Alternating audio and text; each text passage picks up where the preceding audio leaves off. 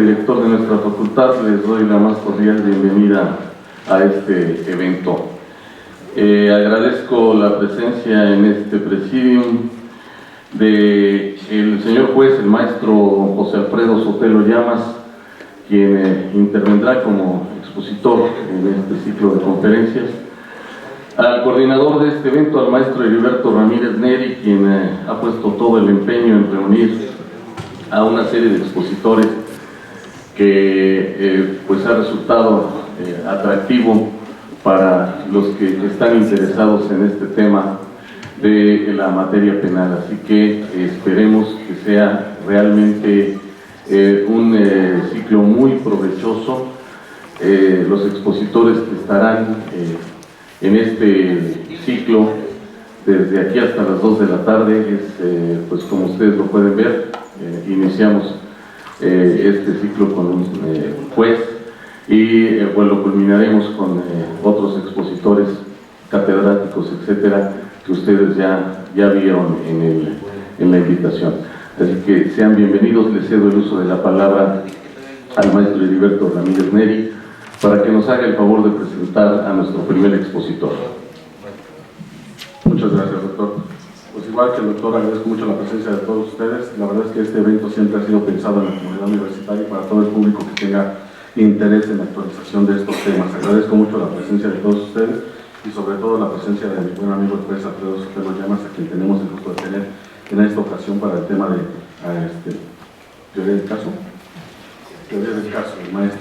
El maestro José Alfredo Sotelo Llamas es licenciado por la Universidad Tecnológica de México, la UNITEC. Es maestro por el Instituto Nacional de Ciencias Penales y es juez de control del Tribunal Superior de la Ciudad de México, aunado que actualmente está estudiando la maestría en juicio de amparo. El maestro Sotelo Llamas cuenta con una amplia experiencia laboral, ya que se ha desempeñado en diversos puestos en el Tribunal Superior de Justicia, entre los que se encuentra el de proyectista y, como ya se los dije, como juez de control de primera instancia en esta nueva modalidad del sistema de justicia penal. Bueno, sin mayor preámbulo, me permito presentarle y le dejo la voz para que nos haga favor de exponer el tema por el que está aquí. Muchas gracias, maestro. Muchas gracias, buenos días. De inicio, muchas gracias por la invitación a la Facultad de Derecho de esta máxima casa de estudios. Me siento muy orgulloso de estar aquí. Siempre fue o ha sido una de mis deseos, de mis intenciones de poder algún día estudiar tal vez una maestría en esta casa de estudios. Espero que me puedan aceptar. Pues sí, como se ha mencionado, pues yo no soy egresado de esta universidad, sin embargo, pues sé la importancia que tiene esta casa de estudios y que también he conocido muchos personas importantes. Pues la mayoría de los abogados mexicanos han tenido pues sus orígenes en esta casa y pues me siento muy afortunado de estar aquí con ustedes el día de hoy. Bien, también muchas gracias por la invitación al doctor, al maestro Heriberto Ramírez Neri, y pues espero que sea de utilidad el hecho de que estemos aquí tan temprano, a las 7 horas, sábado. Muchos tendríamos que estar tal vez en otro lugar, o tal vez pues ni siquiera nos levantamos para estar tan temprano acá, o bien estaríamos tal vez yendo a desayunar con la familia, ¿no? Pero el hecho de que estemos aquí, pues espero que sea redituable en todas las actividades que realizan, ya sea como estudiantes, como postulantes o como funcionarios públicos en dado caso. Y en ese tenor también pues espero que estas pláticas, yo lo veo así, yo veo aquí a platicar, no tanto a dar una conferencia, que estas pláticas pues, sean de utilidad para ustedes, que los ponentes que puedan aportarles algo, ustedes que vayan ustedes con algo el día de hoy. Bueno, como ya se ha mencionado también, pues estos son temas, los que se abordarán el día de hoy son temas selectos del nuevo sistema de justicia penal. Veo muchas caras conocidas, veo compañeros de maestría, veo compañeros funcionarios públicos, veo también compañeros litigantes, y pues me Bueno, entonces vamos a comentar respecto del tema de la teoría del caso. Pues yo quisiera abordar este tema básicamente bajo tres secciones. Este tiempo lo utilizaremos en tres secciones, son prácticamente 45-50 minutos el tiempo que nos están otorgando para poder desarrollar este tema. Y pues la primera sección sería precisamente conceptos básicos de teoría del caso, algunos conceptos, algunas reseñas, cómo se integra la teoría del caso, también cuál es la utilidad de esta teoría del caso, qué es una teoría del caso. También les compartiré la postura que tengo actualmente respecto de este tema de teoría del caso. Posterior a ello, quisiera comentar algunas cuestiones que se suscitan en la práctica. ¿A qué se tiene que afrontar un litigante cuando acude ante la autoridad a realmente practicar su materia? En este caso, pues como se menciona, en materia penal, pues les podría compartir las experiencias que se tienen en la práctica y finalmente tal vez algunas preguntas que pudieran ustedes tener y yo con gusto trataré de responderlas y esa sería básicamente mi intervención. Bueno, de inicio habría que mencionarse, pues lógicamente, la reforma constitucional de 2008, en la cual se implementaron nuevos mecanismos en la procuración y impartición de justicia. Como ustedes lo saben, pues hemos estado transitando de un sistema penal de corte inquisitivo, se llamaba, y ahora pues estamos transitando un sistema de corte acusatorio. Evidentemente, los principios, las formas de impartición de justicia son totalmente diferentes. Todavía existe mucho resabio de este sistema tradicional e incluso a la fecha se han publicado diversas notas, diversas intenciones de regresar al sistema tradicional. Pues evidentemente se ha advertido que ha habido fallas, ha habido deficiencias. Sin embargo, creo que no se debe precisamente al sistema. Durante todo el tiempo que me he dedicado a estudiar esta forma de impartición de justicia, durante todo el tiempo que hemos trabajado impartiendo justicia, me he dado cuenta que el sistema de justicia penal acusatorio a criterios del que habla, me parece que es un sistema puntual, exacto, garantiza los derechos de las personas, tanto de los acusados como de las víctimas. El principio de publicidad en este sistema es básico. Se han denotado de sobremanera que en las declaraciones de las audiencias se advierten las argumentaciones de las partes, los pronunciamientos de los jueces y evidentemente ya la forma de impartición de justicia ha cambiado de sobremanera. Sin embargo, aquí, a pesar de que este nuevo sistema de justicia penal, a criterios de este ponente, es perfecto, sin embargo, se ha advertido que las personas que nos dedicamos a practicar en este nuevo sistema de justicia penal es lo que ha fallado, a mi parecer. Ya sea que no estamos debidamente preparados, ya sea que las cargas de trabajo nos sobrepasan, ya sea que no existen los recursos necesarios para poder desarrollar de manera adecuada el trabajo de cada uno de los funcionarios. Me refiero a defensores públicos, ministerios públicos, jueces, la judicatura como tal. Evidentemente se ha advertido diversas deficiencias con motivo de las cargas de trabajo que hay y lo vamos a advertir con este tema de la teoría del caso.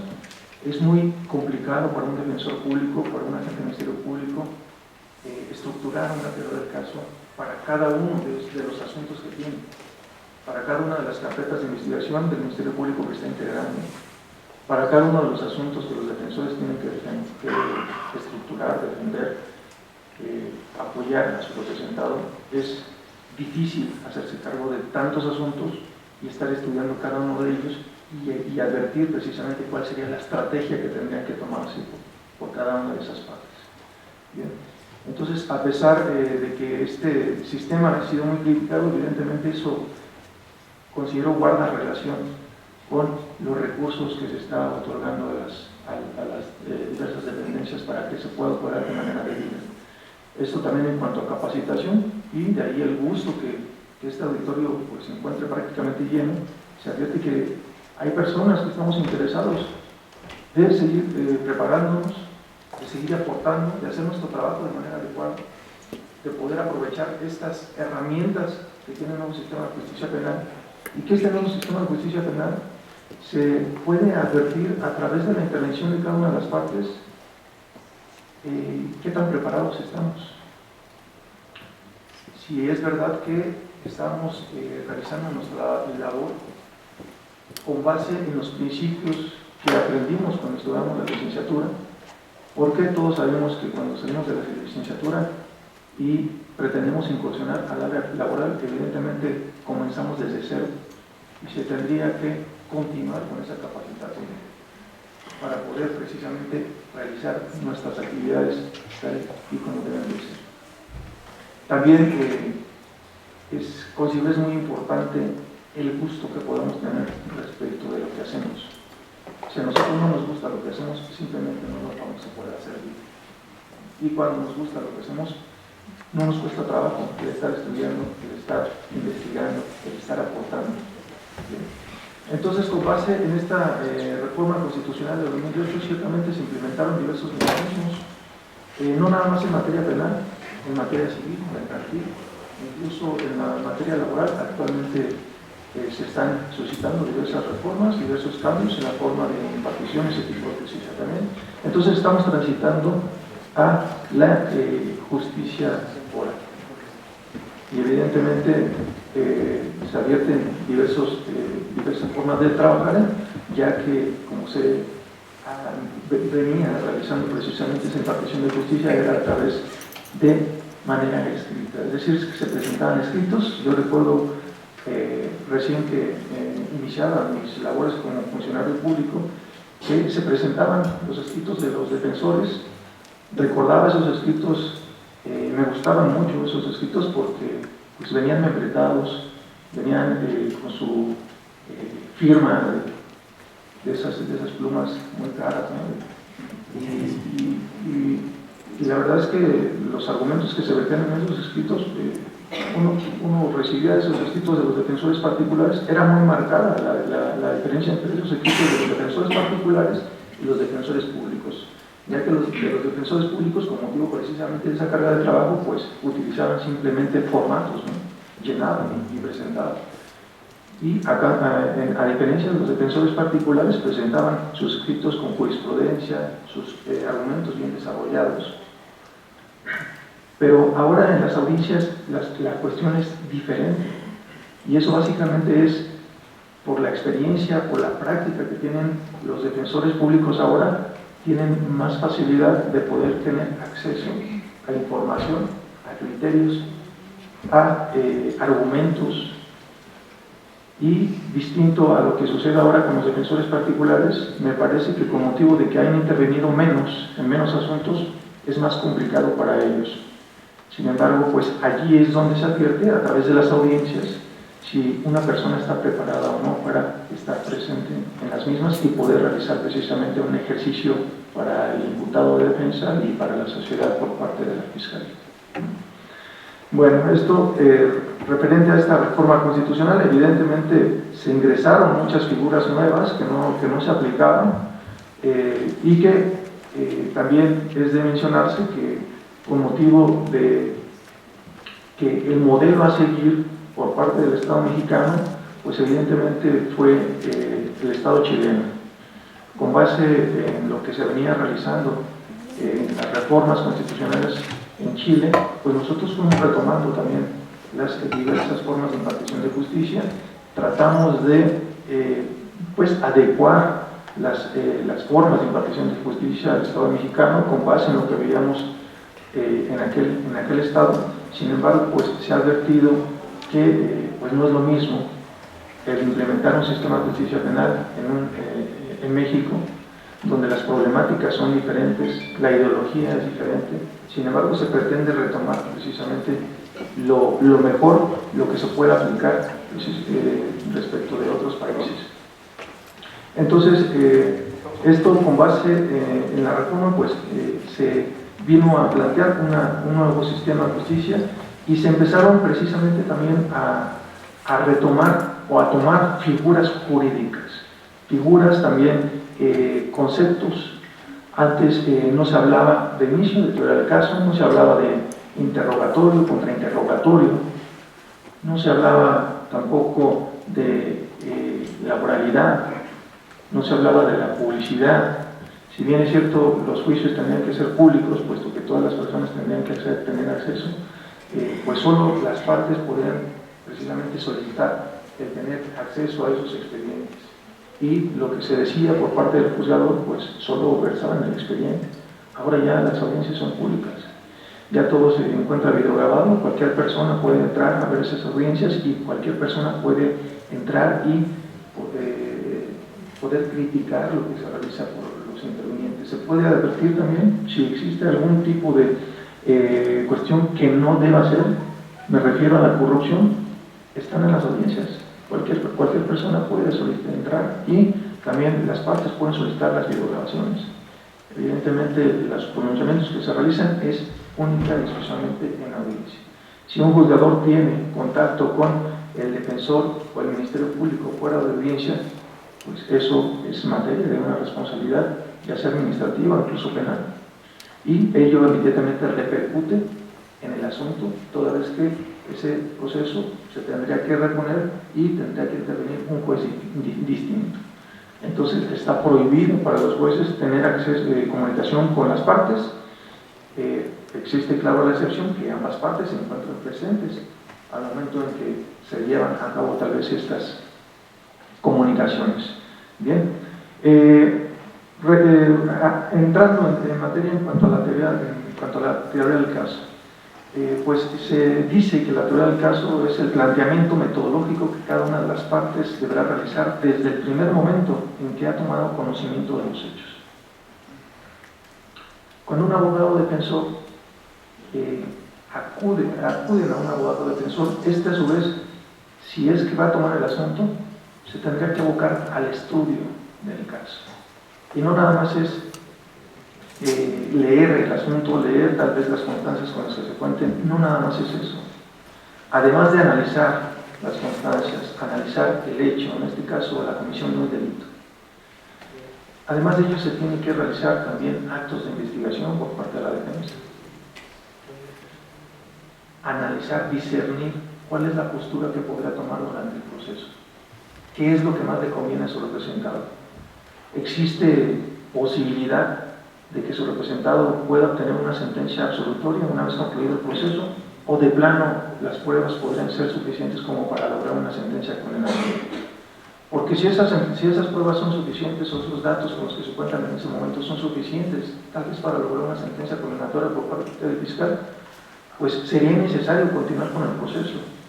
Allí lo que tal vez convendría es optar por un mecanismo de solución alterna o bien la terminación anticipada del proceso, a través de los cuales pues el imputado podría obtener un beneficio, es decir, se podría concluir el proceso antes y también podría concluir el proceso sin necesidad de la emisión de una sentencia.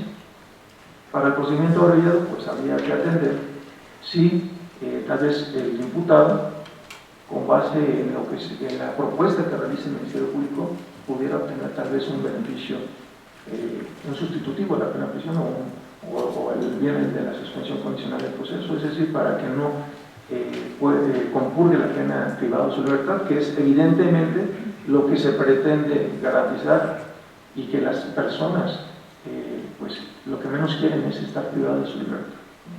Entonces existen mecanismos a través de los cuales se pretende evitar que un proceso concluya a través de una sentencia.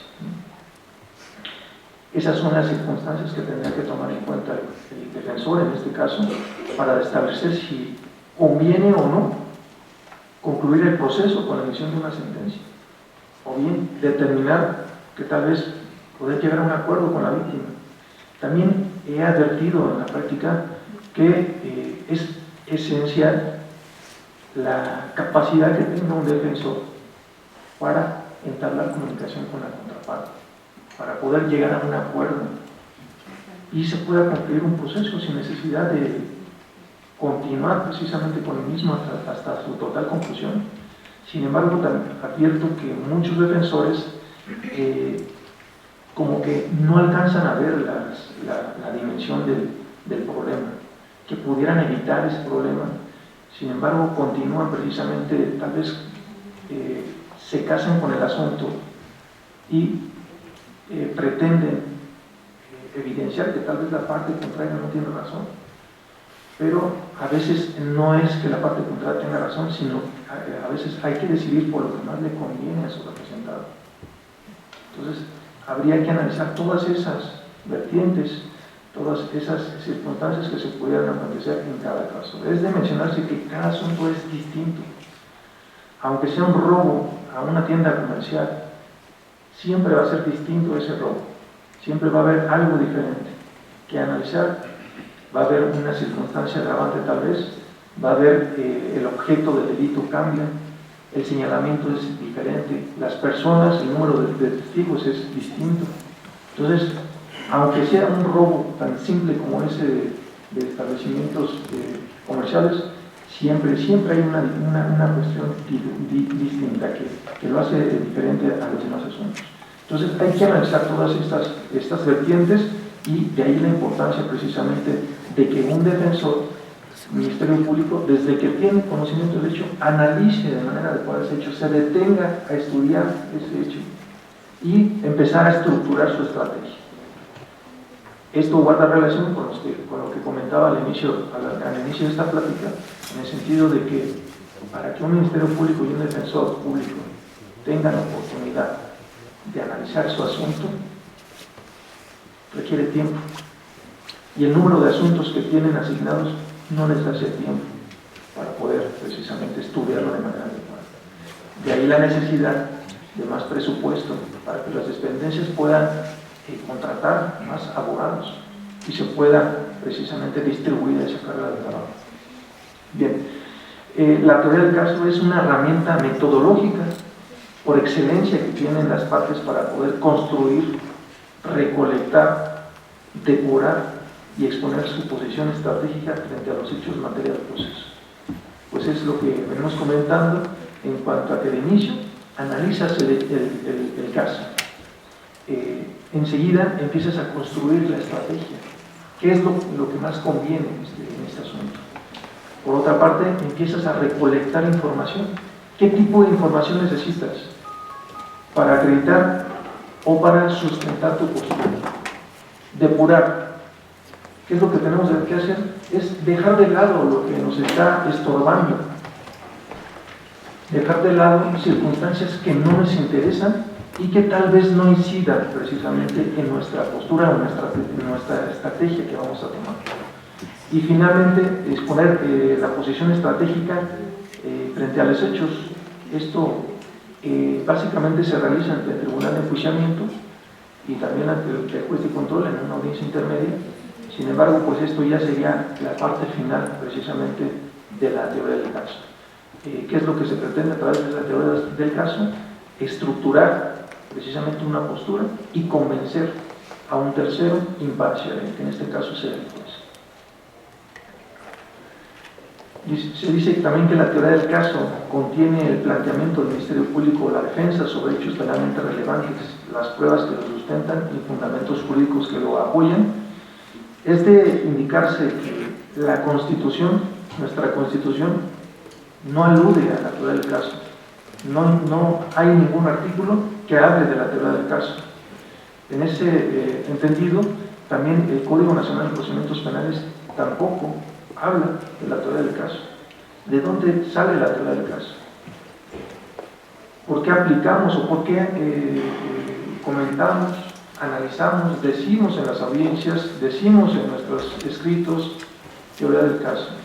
¿Por qué venimos aquí, a este lugar, a hablar de teoría del caso?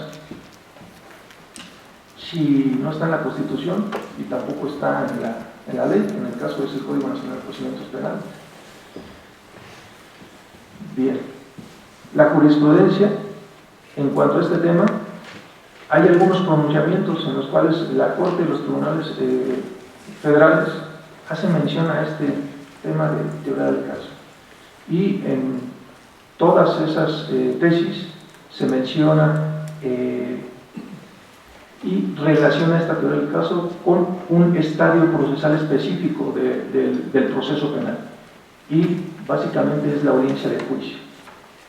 En esa audiencia de juicio se indica en la mayoría de estas tesis que la parte tendrá que exponer al juez su teoría del caso y que cómo va a sustentar esa teoría del caso, básicamente en el alegato de apertura es donde se advierte esa exposición según lo que establecen los tribunales federales en esas tesis o jurisprudencias.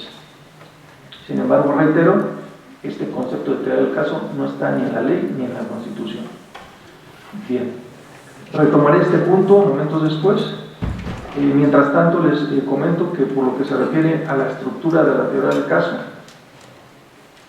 esta se integra, como ya la mayoría de los que estamos aquí, supongo lo saben, es algo muy básico en cuanto a la estructura de la teoría del caso, pues se integra precisamente por tres elementos. Es el elemento fáctico, el elemento jurídico y el elemento probatorio. El elemento fáctico, pues evidentemente se refiere a los hechos, al segmento fáctico de una acusación. ¿Cuál es la conducta que se le atribuye a una persona? ¿Cuál es la conducta ilícita que se le atribuye a un sujeto? Y el elemento jurídico, pues aquí guarda mucha relación con el tema de la tipicidad. ¿Qué es la tipicidad? Pues el encuadre de un hecho en la norma. Este hecho se adecua o calza en estos artículos del Código Penal. Y en ese tenor, pues habría que analizar precisamente en la estructura de la teoría del caso también ese elemento jurídico, si en efecto estos hechos que se le atribuyen a mi representado pudieran constituir o no un delito, un robo, homicidio, violación, secuestro, administración fraudulenta. Bien. Y finalmente el probatorio, que es el tercer elemento, y que su nombre lo indica, probatorio, es medios de prueba, datos de prueba, que a través de los cuales se pretende precisamente corroborar, acreditar ese elemento fáctico. En ese tenor, las características de la teoría del caso, pues indica la teoría, es la sencillez, es decir, analizar el tema, tomar lo que consideramos es trascendente, importante para acreditar nuestra postura y únicamente abocarnos a ello, así esa sencillez va a aflorar de manera natural.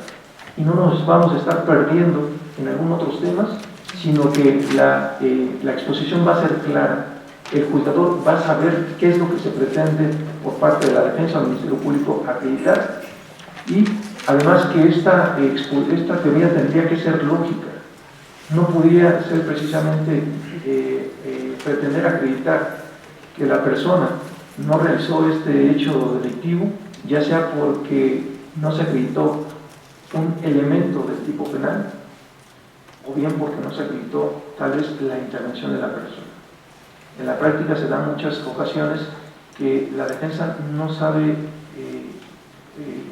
cómo estructurar precisamente su postura, si es que va a considerar, argumentar que el delito no se constituye en todos sus elementos. Hablemos de robo, una conducta de apoderamiento con ánimo de dominio sin consentimiento y que legalmente pueda tolerar. ¿Cuál tal vez pudiera ser la postura de la defensa?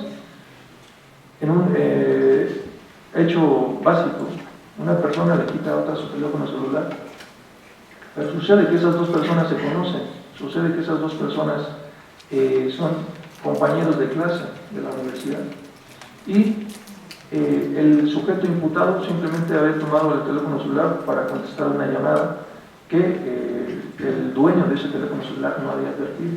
Entonces toma el teléfono celular, contesta la llamada, sin embargo, por alguna razón, esta persona le imputa un delito de robo. Entonces habría que analizar cuál es el elemento que integra ese tipo, que tal vez no se acreditaría, tal vez el ánimo de dominio. Entonces vamos a abocarnos a analizar, a recabar, recolectar datos de prueba para acreditar que no había ánimo de dominio. Nos vamos a abocar a sustentar que en el caso no se acreditó una conducta de apoderamiento. El apoderamiento se da simplemente porque haya tomado el teléfono celular. Sin consentimiento, tal vez sí, porque la persona no había dado esa voluntad para que la diversa tomara ese teléfono celular. Entonces no nos vamos a desgastar tratando de recabar información para acreditar todos estos temas que evidentemente no guardan relación, no tienen lógica con lo que nosotros consideramos no se acredita y que en el caso tal vez, en este ejemplo que se comenta, es que no había un ánimo de dominio. Entonces habría que ser puntual, ser lógica esta exposición de la teoría del caso para que el juzgador pueda ver por dónde se está yendo el defensor y dónde tenemos que poner atención para, en efecto, verificar si se actualiza o no esa excluyente que está solicitando. Por eso es que debe de ser lógica, tiene que tener sustento jurídico, es decir, en qué artículo de la ley está prevista esa situación que nosotros pretendemos hacer valer para efectos de que no se acredite el delito o bien la responsabilidad de nuestro representado. Y también la teoría dice que debe de ser flexible esta teoría del caso, sin embargo, como se mencionaba momentos después, considero que no del todo tendría que ser flexible. Se dice también que la teoría del caso es útil para realizar un análisis estratégico del caso.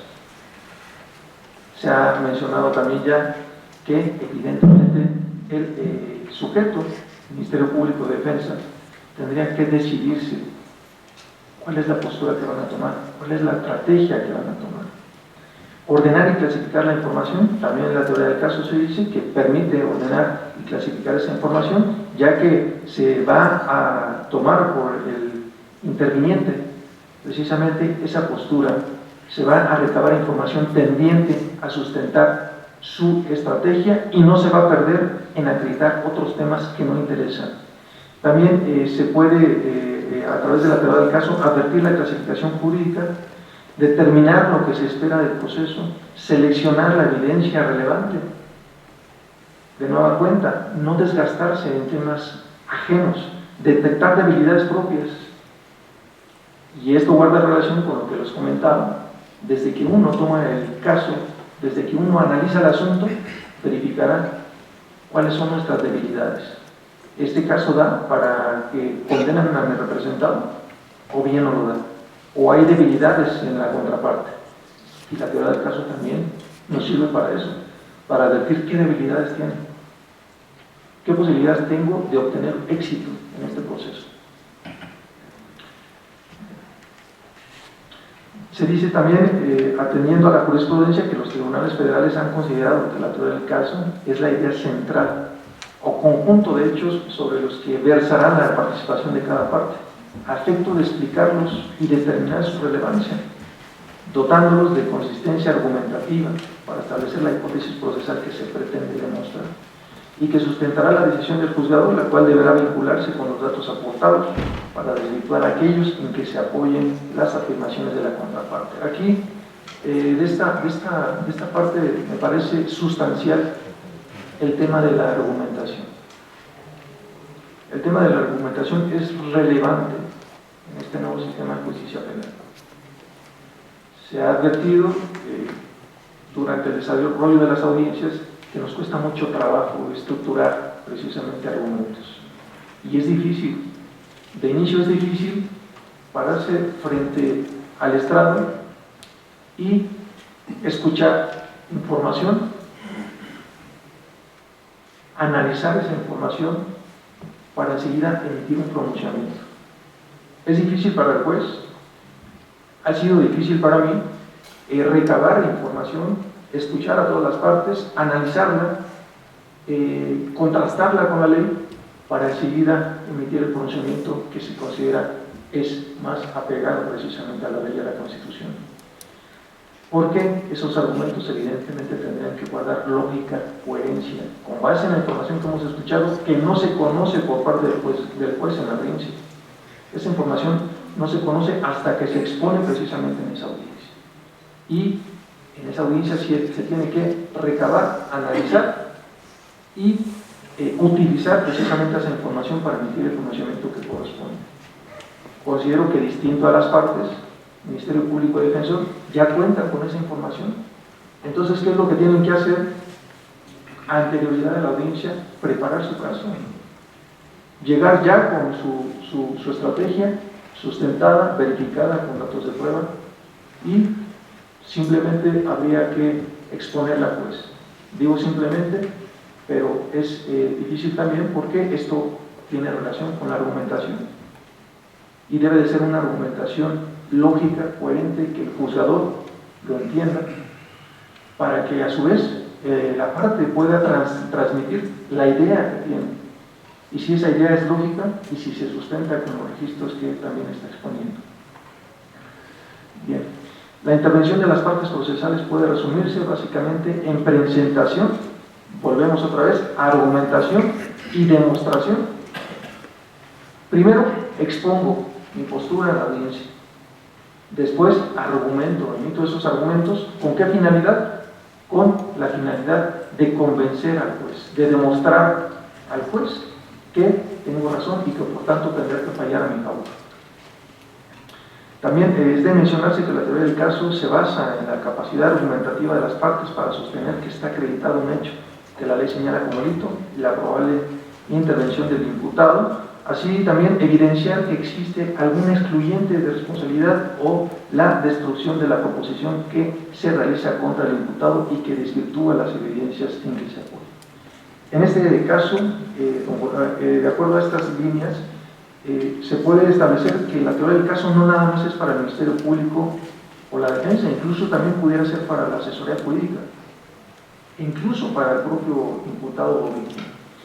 En este sentido, debe de mencionarse también esta distinción que tendría que hacer, en este caso, de la defensa. El Ministerio Público ya planteó su teoría del caso, en el supuesto de acreditar un delito de homicidio. Y se me viene a la mente un ejercicio que hicimos en la maestría en el Instituto Nacional de Ciencias Penales con algunos compañeros, una etapa intermedia. Este servidor estaba en su calidad de defensor. Entonces se plantea un hecho donde una persona fue privada de la vida en la vía pública con un arma de fuego. El debate era en cuanto a exclusión de medios de prueba. ¿Cuáles pruebas sí y cuáles pruebas no son necesarias, idóneas, como para acreditar este hecho, la privación de la vida de una persona? Entonces, el debate precisamente era en esa etapa intermedia. Decidir cuáles pruebas eran importantes y cuáles, evidentemente, tendrían que dejarse de lado. Entonces, estábamos haciendo ese ejercicio y yo le proponía al Ministerio Público, que era mi compañera, en ese ejercicio, que tuviéramos por probados ciertos hechos. Recordemos que en el proceso penal existe la figura de acuerdos probatorios. Los acuerdos probatorios es una figura jurídica a través de la cual se pretende que cierto tipo de hechos se tengan por acreditados desde la etapa intermedia y que ya no sean materia de debate en la audiencia de juicio.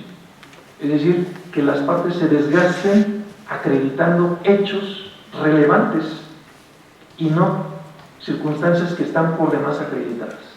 Bien. Entonces se estaba debatiendo en ese sentido. Yo le proponía a mi compañera, yo le propongo que se tenga por acreditado que la persona falleció por un disparo de arma de fuego. Y mi compañera como lo pensó, y digo, bueno, me parece bien porque yo soy Ministerio Público y me conviene tener por acreditado que la persona falleció por disparo de arma de fuego. ¿Por qué? Porque ya no va a ser necesario desahogar medios de prueba para acreditar que la persona murió por disparo de arma de fuego. ¿Cuáles son los medios de prueba que ya no me servirían o ya no se necesitaría? Dictamen en materia de balística, dictamen en materia de medicina, tal vez, de criminalística, tal vez. Entonces ya dejamos de lado esa información ya está eliminada. ¿Qué es lo que interesa aquí tal vez? Otro tema, ¿no? Yo le proponía a mi compañera, ahora vamos a tener por acreditado que el homicidio aconteció en el lugar de los hechos. Y mi compañera se quedaba, es que no te entiendo porque tú eres defensor.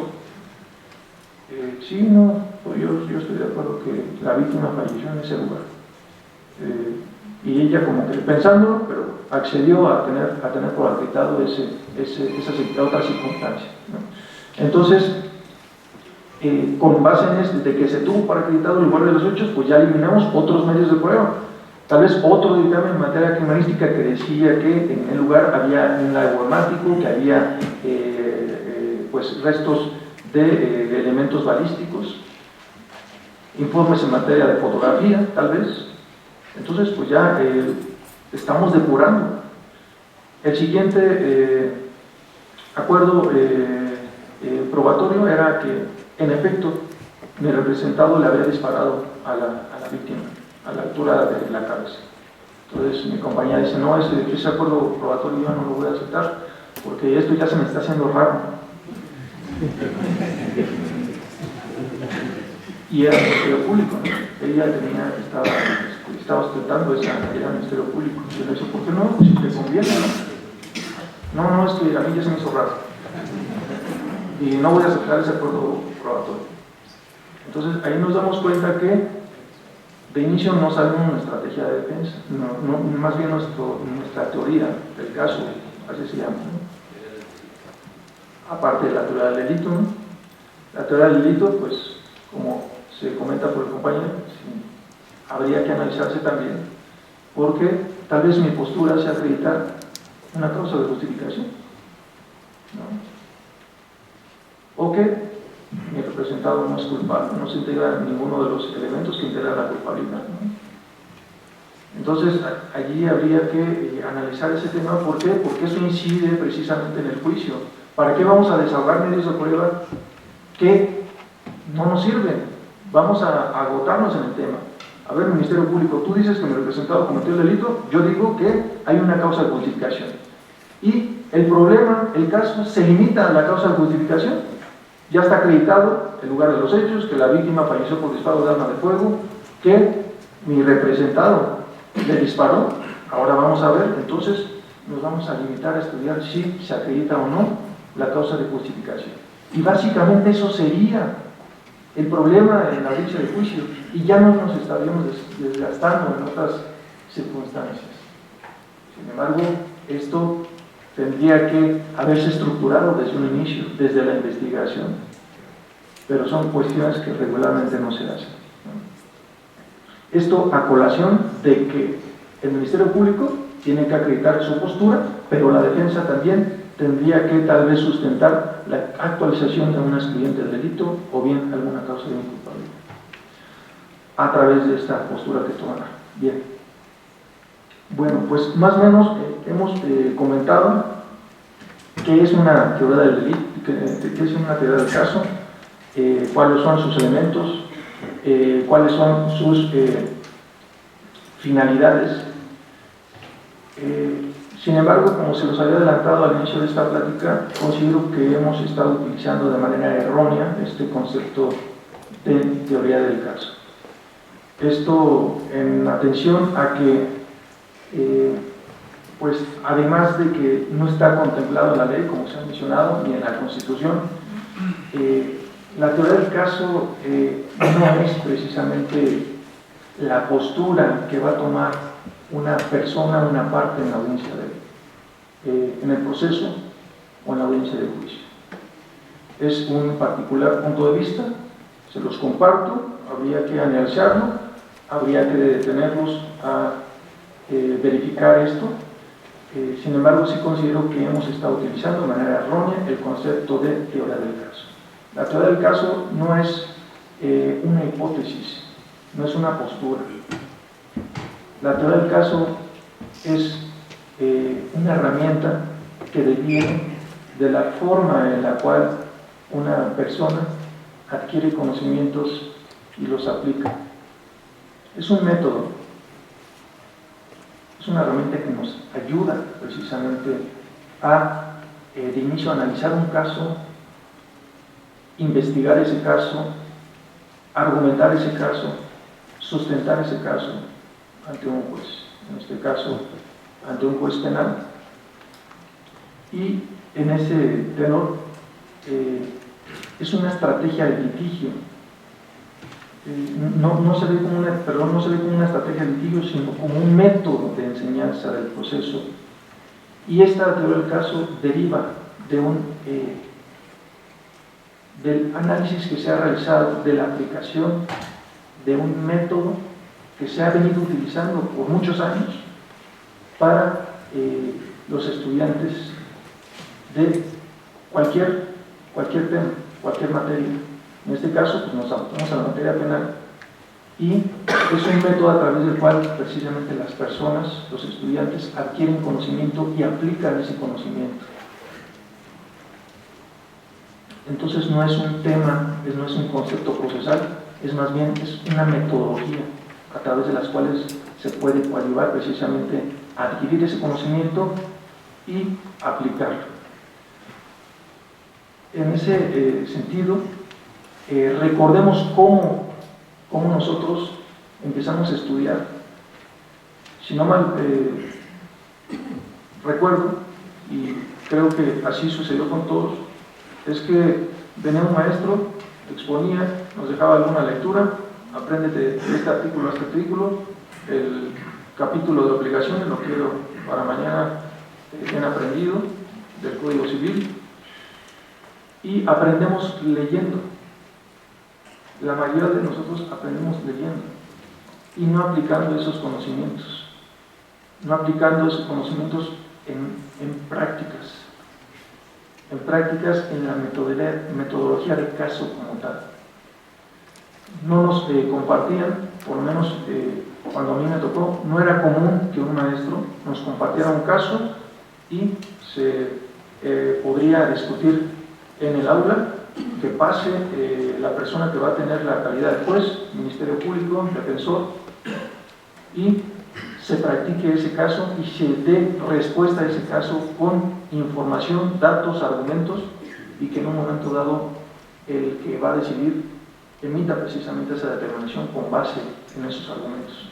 Regularmente no sucede así, y que ciertamente este método de caso pues ha derivado en la teoría del caso mal aplicada en atención a que se ha considerado como una figura procesal que no lo es.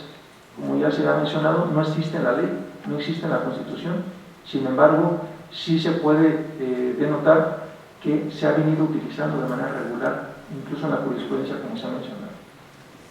Ahora, la teoría del caso, mal dicha, no únicamente guarda relación o se aplica en la audiencia de juicio. Este método, que es lo que el concepto correcto al criterio del que les habla, es un método a través del cual la parte puede precisamente estructurar su postura. No es una hipótesis, no es una teoría que tiene que demostrarse, sino más bien es una metodología, una herramienta a través de la cual podemos precisamente organizar nuestra información y estructurar nuestra estrategia. Les comentaba que no se limita a la audiencia de juicio. Esa metodología se puede utilizar en cualquier parte del proceso, no nada más penal, en cualquier procedimiento civil o administrativo. En materia penal, esta estrategia se puede utilizar por parte del Ministerio Público para discernir en un hecho si es conveniente o no ejercitar acción penal. Analizará el hecho, el segmento fáctico y el jurídico y decidirá si este hecho es penalmente relevante o no lo es. Si no lo es, va a decretar un no ejercicio de la acción penal. Si lo es, pero el segmento fáctico no le da el segmento probatorio no le da para acreditar ese hecho, ¿qué es lo que va a hacer? Un no ejercicio de un archivo temporal. Si tal vez este estudio que realizó le da para acreditar que este hecho es penalmente relevante, sin embargo, no es conveniente acudir ante la autoridad judicial, tal vez decrete un criterio de oportunidad. Entonces, no nada más está limitado a la audiencia de juicio. Se puede utilizar este método desde la investigación, incluso desde que los policías detienen a una persona, ya se está aplicando esa metodología. Bien.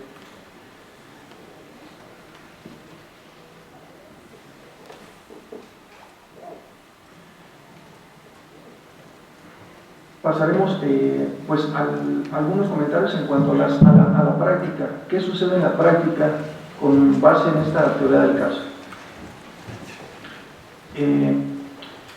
Pues ya se los he adelantado. Ciertamente lo que sucede en la práctica es que con motivo, y creo que ya lo he dicho en varias ocasiones, con motivo de esas cargas de trabajo que tienen las partes, es muy complicado que lleguen a una audiencia y que se encuentren debidamente preparados.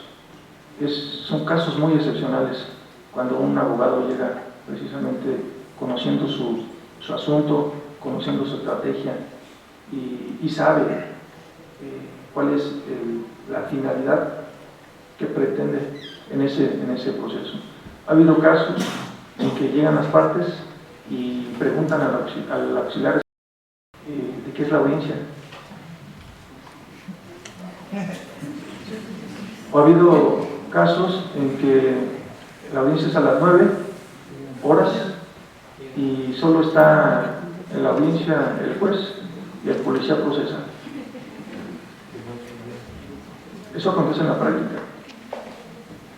Van a preguntar solicitando se decrete un receso para poder checar sus carpetas y saber de qué se trata ese asunto, por lo menos saber cómo se llama su representado.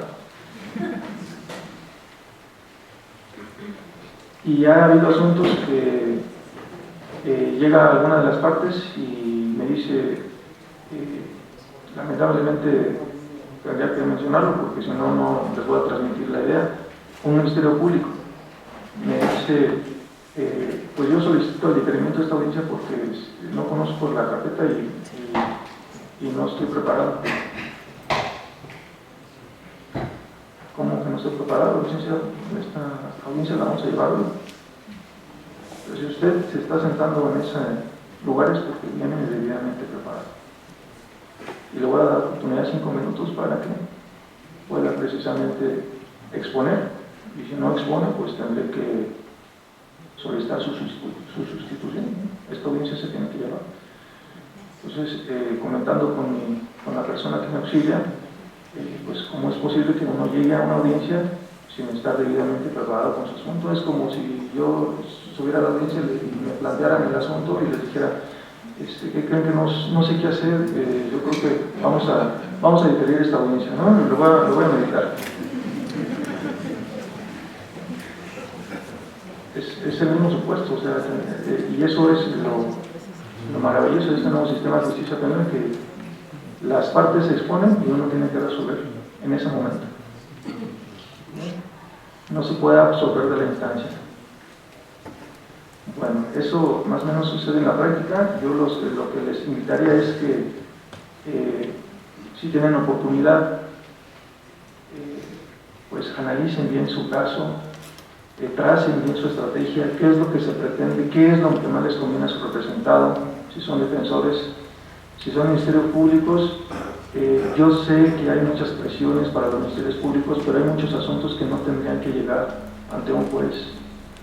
Hay muchos asuntos que no tienen futuro, los ministerios públicos lo saben y de cualquier forma tratan precisamente de obtener una sentencia condenatoria cuando realmente tal vez estén seguros desde un inicio que no la van a obtener.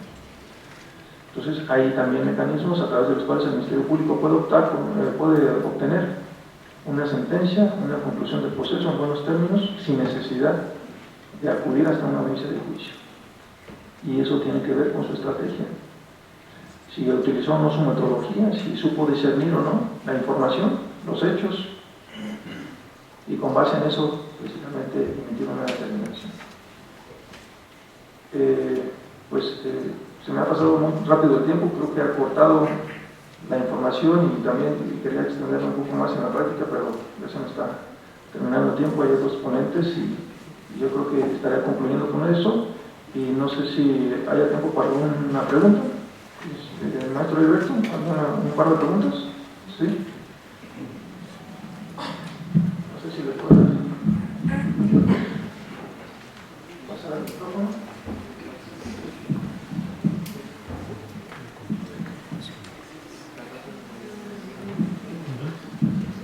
Buenos días a todos.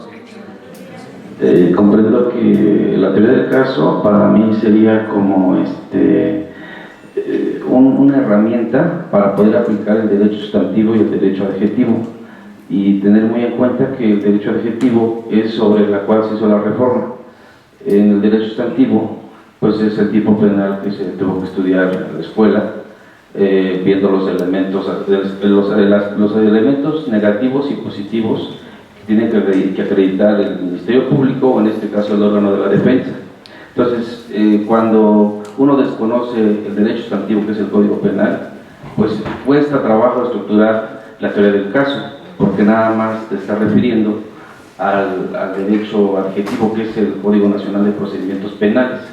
Entonces, ahorita que se busca la definición de teoría del caso, sí es correcto lo que usted aporta en cuanto a que es una herramienta para poder, a partir de los hechos, aplicar los dos derechos, tanto el adjetivo, que es el de procedimientos, como el sustantivo, que es el Código Penal, derecho de fondo.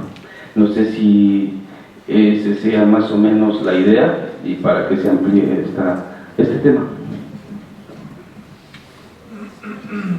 Sí, yo creo que más o menos es en ese sentido la idea que yo tengo. Sí, les comentaba esto en cuanto a la teoría del delito relacionada básicamente con el juicio, ¿no? Se mencionó también los criterios jurisprudenciales, las tesis. Y las tesis, básicamente la idea, lo que tienen los juzgados federales e incluso la primera sala de la Suprema Corte, es que esta teoría del caso tiene su aplicación en juicio y guarda relación con los elementos que integran el tipo penal o con los elementos que integran el delito.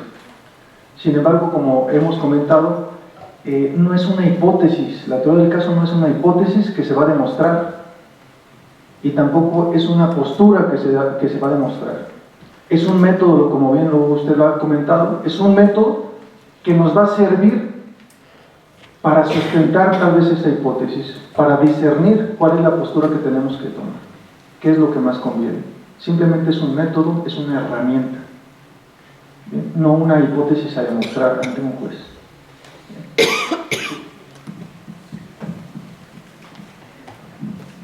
Buenos días, felicidades por su ponencia, maestro.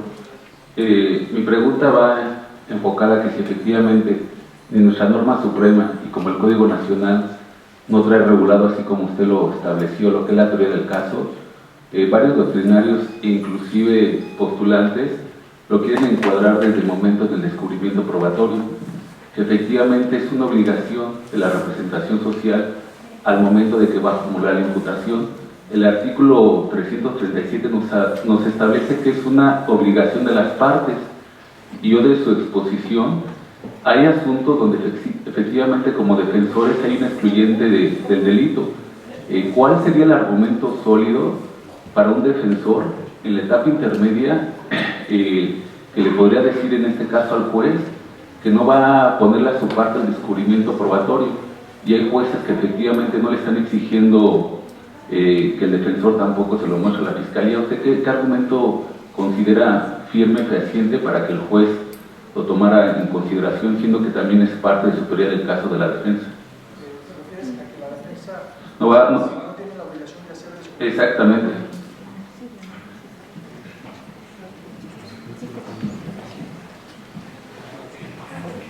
Es decir, que en etapa intermedia, al momento en que se pretende llevar a cabo la misma y que el juez verifica que se haya realizado el descubrimiento probatorio,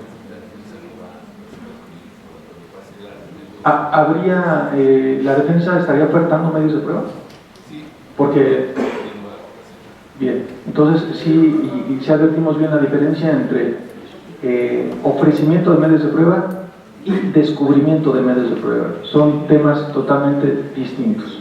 Bien. En cuanto al descubrimiento probatorio, considero que en atención al principio de igualdad, la defensa, para efectos de que se pueda debatir en etapa intermedia si sus medios de prueba son pertinentes o no, tendría que indicar primero el punto de prueba, qué es lo que pretende acreditar con esos medios de prueba.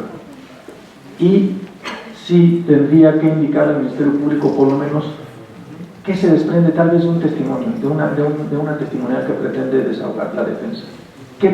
Por lo menos qué se desprende de esa testimonial, qué es lo que va a decir esa persona. No así tal vez obligar a la defensa a descubrir un documento, una entrevista como tal, pero sí por lo menos que el Ministerio Público sepa qué va a decir ese testigo. Porque si el Ministerio Público no sabe qué va a decir ese testigo, el Ministerio Público no se podría oponer a que se admita ese medio de prueba. Recordemos que la fase oral de la etapa intermedia tiene como finalidad una finalidad esa, que es precisamente determinar si ese medio de prueba es pertinente o no.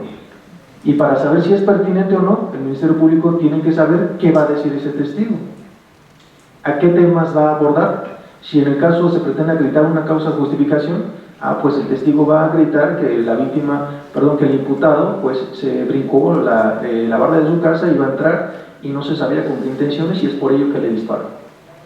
Entonces habría que indicarle al Ministerio Público por lo menos qué es lo que va a decir. No así obligar a la defensa tal vez de descubrir una entrevista como tal, puesto que ciertamente hay algunos criterios de los federales en los cuales se establece que la defensa no tiene las mismas cualidades, las mismas medios de apremio como para lograr tal vez unas entrevistas, que se había impedido materialmente la defensa para obtener entrevistas, como en el caso del Ministerio Público no, porque es una autoridad y cuenta con medios de apremio suficientes como para lograr la comparecencia de personas. Considero que pues habría que ser puntual que la defensa no está obligado a aportar información que no le convenga. Bien. La defensa solo estaría obligada a descubrir lo que pretende desahogar en la audiencia de juicio, no así tal vez información que cuente y que le podría precisamente causar un perjuicio al imputado. Bien. Bueno, pues eso sería todo. Les agradezco mucho el haber estado presente en esta aula, espero que les haya sido de utilidad, que tengan un buen día y éxito en esta jornada.